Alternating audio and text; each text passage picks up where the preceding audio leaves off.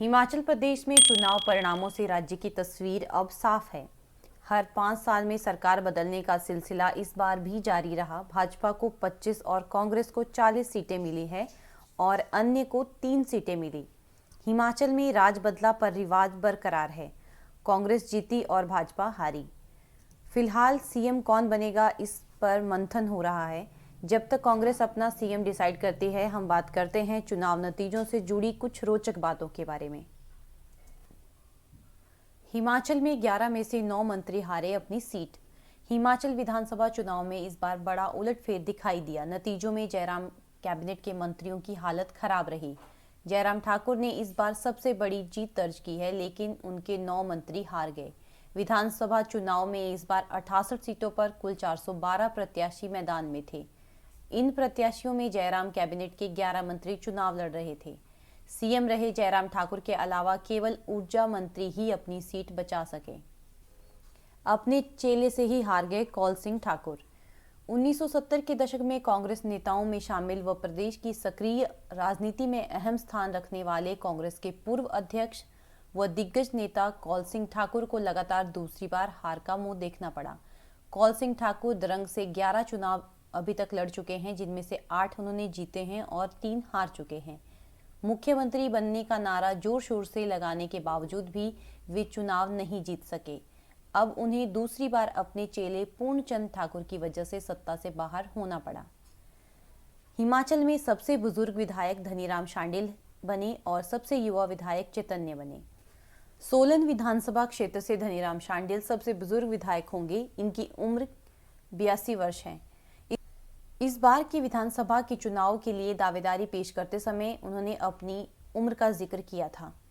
कांग्रेस के नेता धनीराम शांडिल भाजपा के डॉक्टर राजेंद्र कश्यप के ससुर हैं तथा पिछले व इस बार के चुनाव में उन्होंने दामाद को लगातार हराकर नई गाथा लिखी है। वहीं सबसे ज्यादा युवा विधायक भी कांग्रेस पार्टी से ही है। गगरेट विधानसभा क्षेत्र के चैतन्य शर्मा इस विधानसभा में सबसे युवा विधायक होंगे। इनकी उम्र महज 28 वर्ष है। इस बार भाजपा मुक्त हुआ सोलन जिला। सोलन जिला में 5 निर्वाचन क्षेत्रों में 4 सीटों पर कांग्रेस ने अपना परचम लहराया तथा 1 सीट निर्दलीय के खाते में गई है। रोचक पहलू यह है कि अर्की निर्वाचन क्षेत्र में भाजपा प्रत्याशी बड़ी मुश्किल से अपनी जमानत बचा सके। यहां पर निर्दलीय प्रत्याशी राजेंद्र ठाकुर ने कांग्रेस के विजयी प्रत्याशी संजय अवस्थी को बड़ी टक्कर देते हुए दूसरे स्थान पर रहकर सशक्त उपस्थिति दर्ज करवाई। कसौली विधानसभा से कांग्रेसी प्रत्याशी विनोद सुल्तानपुरी ने डॉक्टर राजीव सहजल को 6,683 मतों से भारी अंतर में हराकर पिछले 2 चुनाव की हार का बदला लिया। वह शिमला संसदीय क्षेत्र में 6 बार सांसद रह चुके स्वर्गीय केडी सुल्तानपुरी के पुत्र हैं।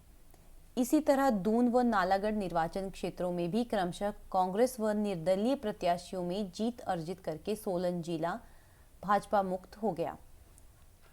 29 साल बाद ऊना में दोहराया इतिहास। जिला ऊना में विधानसभा चुनाव 2022 में कांग्रेस ने 29 साल बाद इतिहास दोहराते हुए 5 में से 4 सीटों पर जीत दर्ज की। जिला ऊना ने पिछले 5 विधानसभा चुनाव में सत्ताधारी दल के पक्ष में 3 विधानसभा सीटें जीतने के क्रम को भी इस बार तोड़ा है तथा 1993 के बाद इस एक बार फिर से कांग्रेस ने जिला में 5 में से 4 सीटों पर जीत दर्ज कर पाने में सफलता पाई है। नाहन की हॉट सीट पर बिंदल की हार। जिला सिरमौर के कुल 5 सीटों में से कांग्रेस ने 3 सीटों पर जीत दर्ज की। प्रदेश की सबसे हॉट सीट मानी जाने वाली नाहन विधानसभा क्षेत्र की सीट पर भाजपा के बड़े चेहरे डॉक्टर राजीव बिंदल को हार का मुंह देखना पड़ा। आरक्षित सीटों पर कांग्रेस का परचम 20 में से 12 पर कब्जा और भाजपा के खाते में 8 सीटें। आरक्षित सीटों पर कांग्रेस का प्रदर्शन इस बार दमदार रहा। प्रदेश में 17 अनुसूचित जाति और 3 अनुसूचित जाति वर्ग की सीटों में से कांग्रेस ने 12 सीटें जीती है, जबकि भाजपा के खाते में 8 ही सीटें आ पाई है। विधानसभा चुनाव में पूर्व मंत्रियों के बेटी बेटों को देखना पड़ा हार का मुंह। चुनाव में इस बार पूर्व मंत्री पुत्र पुत्रियों को हार का मुंह देखना पड़ा। कांग्रेस पार्टी की ओर से हमीरपुर विधानसभा क्षेत्र से पूर्व मंत्री रंजीत सिंह के बेटे पुष्पेंद्र वर्मा को प्रत्याशी बनाया गया, लेकिन यहां निर्दलीय आशीष कुमार विजयी हुए। कांग्रेस पार्टी के वरिष्ठ नेता व पूर्व मंत्री रहे कौल सिंह ठाकुर खुद भी और उनकी बेटी चंपा ठाकुर भी हार गई। कांग्रेस की ओर से उनकी बेटी को मंडी सदर से चुनाव मैदान में उतारा गया था। यहां भाजपा के प्रत्याशी अनिल शर्मा विजयी रहे। इसी तरह पूर्व मंत्री मनसाराम के बेटे करसोग से कांग्रेस प्रत्याशी रहे महेश को भी हार का मुंह देखना पड़ा। भाजपा सरकार में पूर्व मंत्री रहे स्वर्गीय ईश्वरदास धीमान के बेटे अनिल धीमान भी चुनाव हार गए।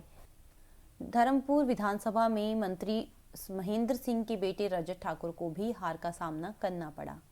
केवल पूर्व मुख्यमंत्री दिवंगत वीरभद्र सिंह के बेटे विक्रमादित्य और कांग्रेस पार्टी ने पूर्व मंत्री रहे स्वर्गीय जीएस बाले के बेटे रघुवीर सिंह ही चुनाव जीत पाए। विधानसभा चुनाव में सिरमौर जिला में हाटी फैक्टर नहीं चल पाया। चुनाव से ठीक पहले केंद्र सरकार ने केंद्रीय कैबिनेट में हाटी समुदाय को जनजातीय घोषित करने को मंजूरी दी थी। उम्मीद की जा रही थी कि यहां हाटी फैक्टर चलेगा, लेकिन ऐसा नहीं हो पाया। पूरे चुनाव प्रचार के दौरान जिला में भाजपा ने इसे बड़ा मुद्दा बनाया था। 32 साल बाद कुटलेहड़ विधानसभा क्षेत्र में खुला कांग्रेस का खाता। कुटलेहड़ विधानसभा क्षेत्र में 32 साल बाद कांग्रेस का खाता खुल पाया। यहां से कांग्रेस प्रत्याशी देवेंद्र कुमार भुट्टो ने 4 बार के विधायक और मौजूदा मंत्री वीरेंद्र कंवर को हराकर इतिहास रचा। कुटलेहड़ में कांग्रेस से टिकट के दावेदार अधिक होने के कारण यहां जीत की संभावना कम रहती थी, लेकिन इस बार सभी दावेदारों ने एक मंच पर आकर कांग्रेस प्रत्याशी की जीत सुनिश्चित करी। प्रदेश में विधानसभा चुनाव एक ही महिला उम्मीदवार जीत सकी। 68 सदस्यीय विधानसभा में सिर्फ इस बार एक ही महिला विधायक बनी। प्रदेश में 12 नवंबर को हुए विधानसभा चुनाव में महिला उम्मीदवारों का प्रदर्शन निराशाजनक रहा। चुनावी रण में किस्मत आजमा रही 24 में से केवल एक ही महिला प्रत्याशी चुनाव जीतने में कामयाब हुई। भारतीय जनता पार्टी ने 6, आम आदमी पार्टी ने 5 और कांग्रेस ने 3 महिलाओं को टिकट दिया था, लेकिन केवल भाजपा की रीना कश्यप ही चुनाव जीत पाई। रीना कश्यप ने पच्छाद एससी सीट से फतह हासिल की है। उन्होंने 2021 में हुए उपचुनाव में इस सीट से जीत दर्ज की थी। साल 2017 में 4 महिला उम्मीदवार विधानसभा चुनाव जीतने में सफल रही थी। हिमाचल में नहीं चला आम आदमी पार्टी का जादू। प्रदेश विधानसभा चुनाव में आम आदमी पार्टी अपने प्रत्याशियों की जमानत भी नहीं बचा पाई। आप की ओर से 67 विधानसभा चुनाव में पार्टी प्रत्याशी उतारे गए थे, लेकिन हैरानी की बात है कि इनमें से कोई भी प्रत्याशी ज्यादा वोट नहीं ले पाए। तो ये कुछ रोचक बातें थी जो इस विधानसभा चुनाव नतीजों से निकलकर सामने आई। बहरहाल प्रदेश की जनता को इंतजार है कि अगला सीएम चेहरा कौन होगा।